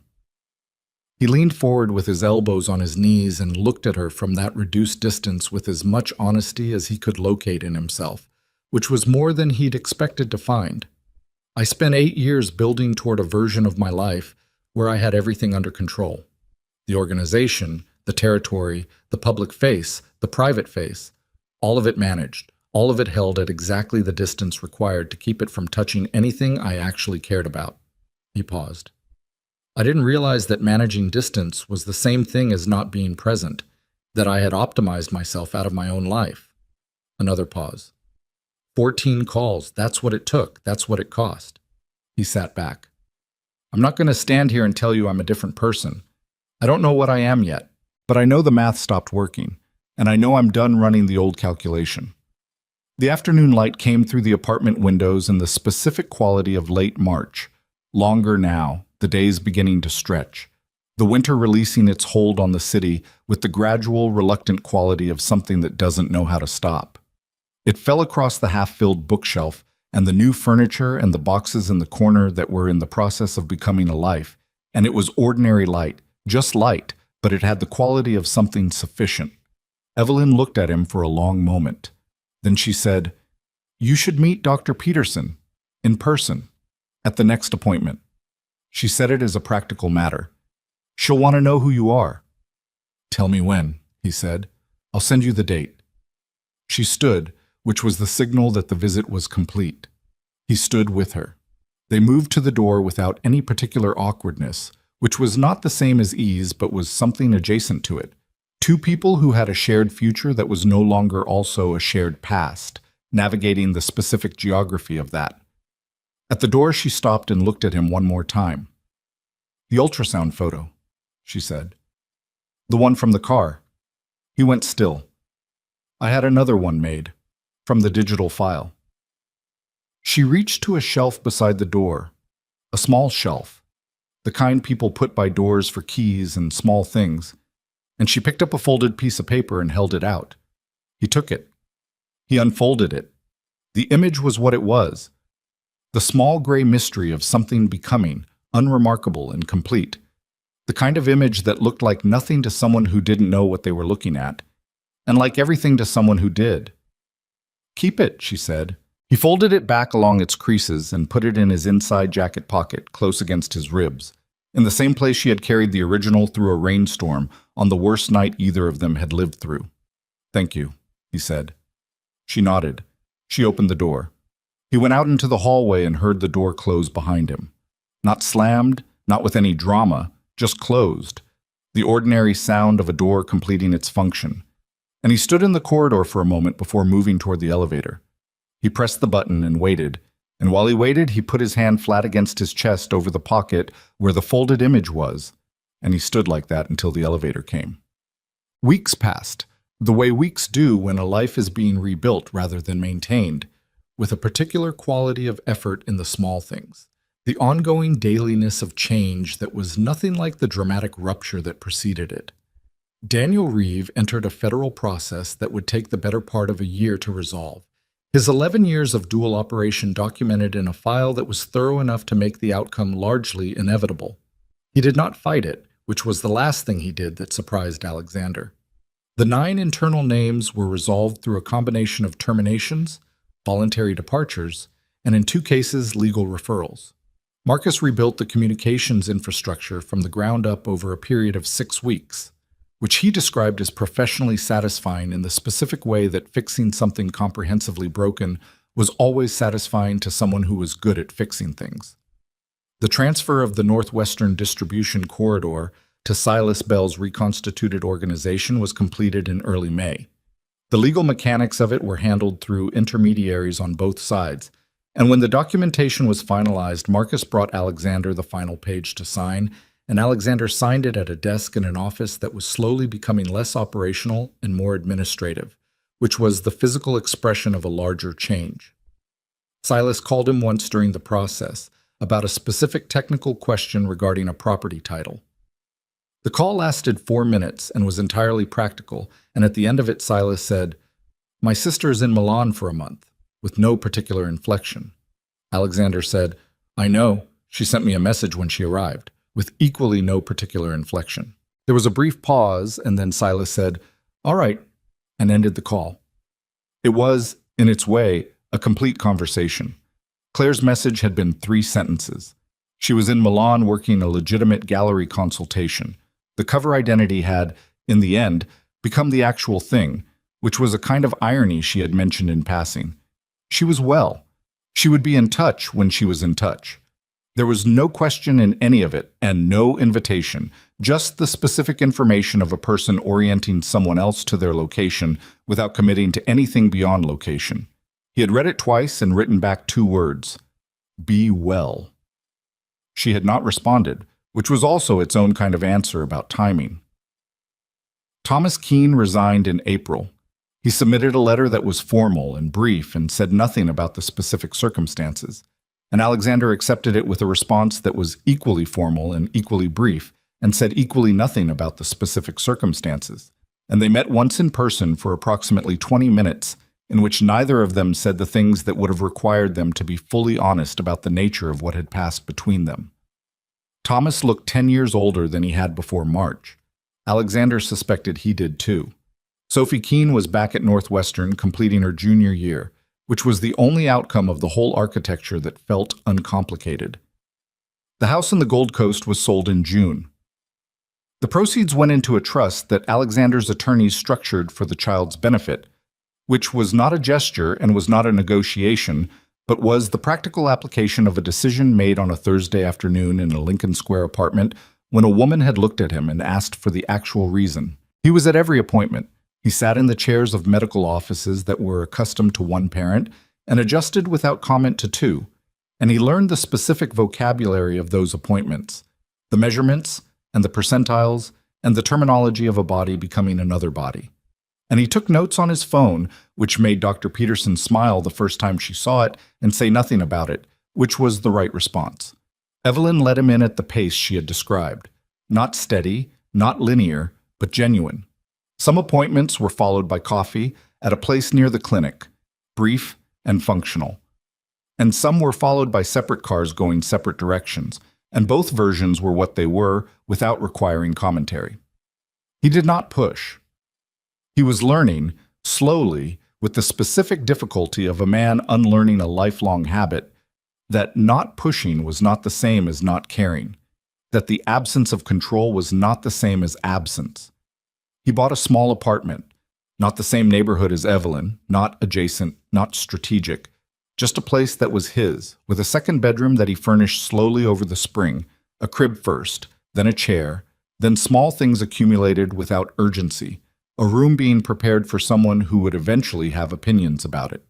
He stood in that room on a Tuesday evening in late June, the city outside the window doing what it always did, the light coming in long and gold the way summer light came in when Chicago finally committed to being warm, and he looked at the room and the crib and the particular quality of a space that was ready and waiting and did not yet know what it was waiting for. His phone showed a message from Evelyn. The appointment had been moved to Friday, and she added at the end, without preamble or framing, the name she had decided on. She had not consulted him, which was her right and which he did not contest. She had simply sent it, as information, the way she did most things now, directly and without performance. He read the name. He stood in the room with the summer light and the crib and the name of someone who did not yet exist in any form that could be documented, and he felt something that was not complicated and not qualified and had no architecture to it at all.